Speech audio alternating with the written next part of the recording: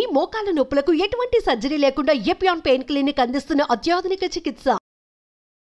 నమస్తే, welcome to Suman TV. నేను మానస. గత కొన్ని రోజులుగా మనం చూస్తున్నాము కరోనా కేసెస్ మళ్లీ పెరిగిపోతున్నాయి. అయితే ఇప్పుడు వారం రోజుల్లోనే చూసినట్లయితే ఇండియాలో 1000కి పైగా కేసులు నమోదయ్యాయి. మరి ఈ పరిస్థితి గురించి డిస్కస్ చేయడానికి, అలాగే ఎలాంటి జాగ్రత్తలు తీసుకోవాలి అనే విషయాల గురించి మనం తెలుసుకుందాం. ఇప్పుడు డాక్టర్ కె శ్రీనివాస్ గారు మనతో పాటు ఉన్నారు, వారితో మాట్లాడదాం. శ్రీనివాస్ గారు, నమస్కారం అండి. నమస్తే అమ్మా, నేను డాక్టర్ శ్రీనివాస్, విశాఖపట్నం నుంచి. సుమన్ టీవీ ప్రేక్షకులందరికీ నమస్కారం.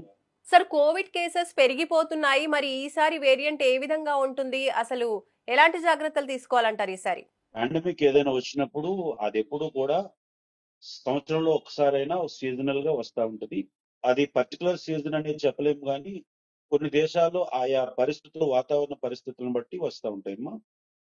సో ఇప్పుడైతే మా తైవాన్, సింగపూర్,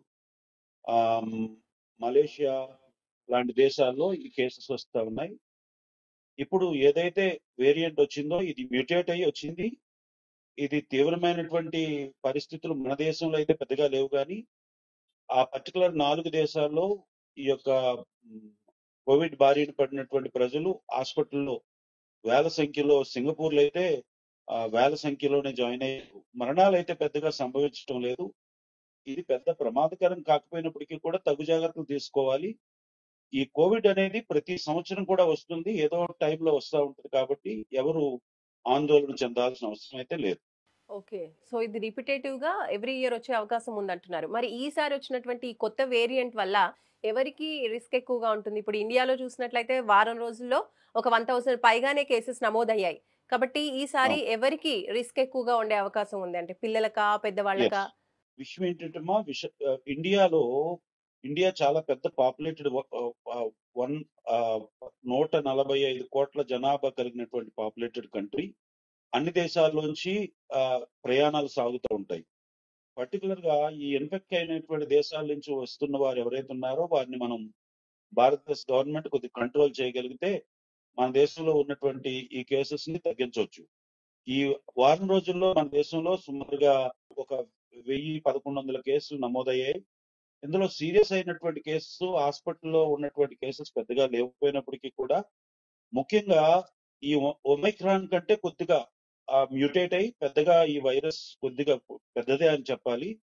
అయినప్పుడు కూడా ఇది సాధారణమైనటువంటి ఆరోగ్యవంతుల మీద ఎటువంటి దాడి చేయదు. సాధారణమైనటువంటి జలుబు, దగ్గు, జ్వరంతో ఈ యొక్క 10 నుంచి 12 రోజుల్లో ముఖ్యంగా ఎవరు జాగ్రత్తగా ఉండాలంటే చిన్నపిల్లలు కానీ, దీర్ఘకాలంగా మందులు వాడుతున్నటువంటి ఊపిరితిత్తులకు సంబంధించినటువంటి, శ్వాసకోశ సంబంధించినటువంటి మందులు వాడుతున్న వారు కానీ, చిన్నపిల్లలు ఎవరైతే ప్రీమెచ్యూర్ బేబీస్ ఉంటారో వారు కానీ, అలాగే గుండె జబ్బుల గురించి వాడుతున్నటువంటి మందులు వాడుతున్న వారు కానీ, క్యాన్సర్ కి దీర్ఘకాలంగా మందులు వాడుతున్న వారు కానీ, అలాగే HIV లాంటిది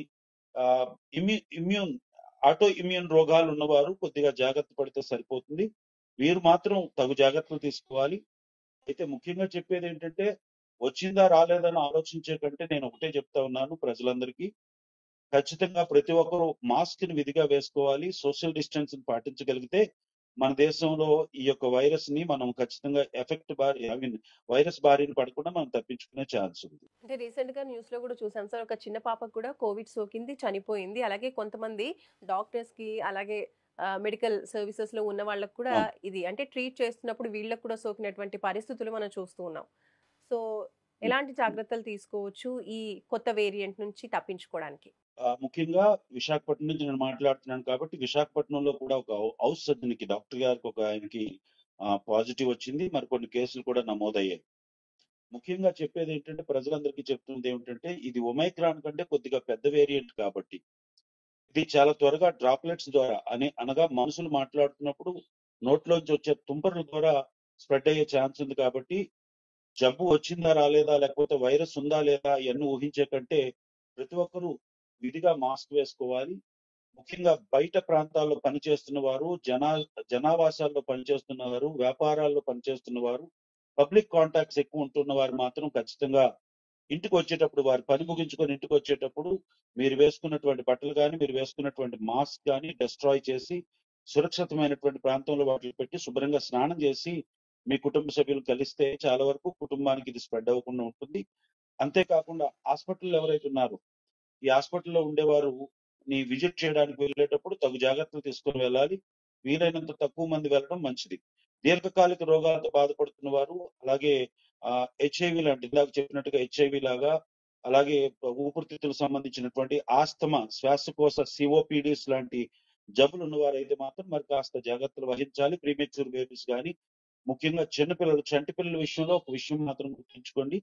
ఏ ఒక్కరు కూడా నేరుగా వెళ్ళి పిల్లల్ని తాకడం గాని, ముద్దులు పెట్టడం గాని లాంటివి చేయకుండా పిల్లల్ని చాలా జాగ్రత్తగా ఉంచగలిగితే మంచిది అని ఈ సందర్భంగా తెలియజేస్తాం. ఇప్పుడు కోవిడ్ రాకుండా మళ్ళీ వ్యాక్సిన్స్ తీసుకుంటే మంచిదంటారా ఇప్పుడు ఉన్నటువంటి సిచ్యువేషన్స్ లో? అలాగే ఒకవేళ కోవిడ్ వస్తే గనక రిస్క్ ఫ్యాక్టర్ ఏ విధంగా ఉంటుంది? అంటే ఎన్ని రోజుల్లో మళ్ళీ పేషెంట్ కి కోవిడ్ వస్తే రికవర్ అయ్యే అవకాశాలు ఉండొచ్చు?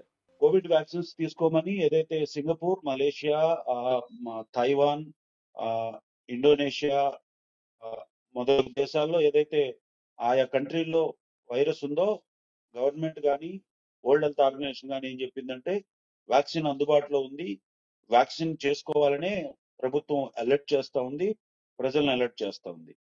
ఆల్రెడీ భారతదేశంలో అయితే 78% వ్యాక్సిన్ చేసుకునే ఉన్నారు చాలా మంది జనాలు. ఒకవేళ చేసుకోకపోతే బూస్టర్ కూడా చేసుకోవచ్చు. ఇప్పుడు అందుబాటులో అయితే ఇండియాలో పెద్దగా ఈ యొక్క కోవిడ్ వ్యాక్సిన్ అందుబాటులో లేదు. కారణం ఏంటంటే గవర్నమెంట్ ని దీన్ని రీకాల్ చేసింది. దీనివల్ల సైడ్ ఎఫెక్ట్స్ ఉన్నాయని పెద్దగా పనిచేయటం లేదు.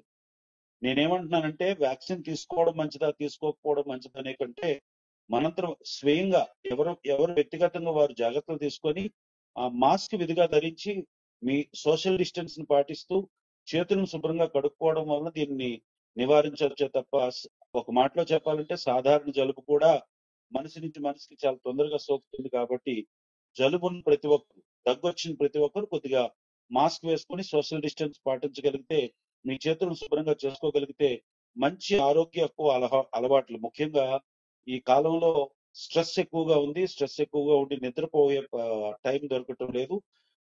హెల్దీ స్లీప్ ని అనగా ఆరోగ్యవంతమైనటువంటి నిద్రను 8 గంటలకు తగ్గకుండా నిద్రపోగలిగితే, 40 గంటలు వ్యాయామం చేయగలిగితే, పౌష్టికాహారాన్ని ముఖ్యంగా ఎగ్స్ లాంటివి చక్కగా విధిగా 2 గుడ్లు తినగలిగితే, తగు వ్యాయామం చేయగలిగితే దీని బారిన పడకుండా ఉండే అవకాశం ఉంది.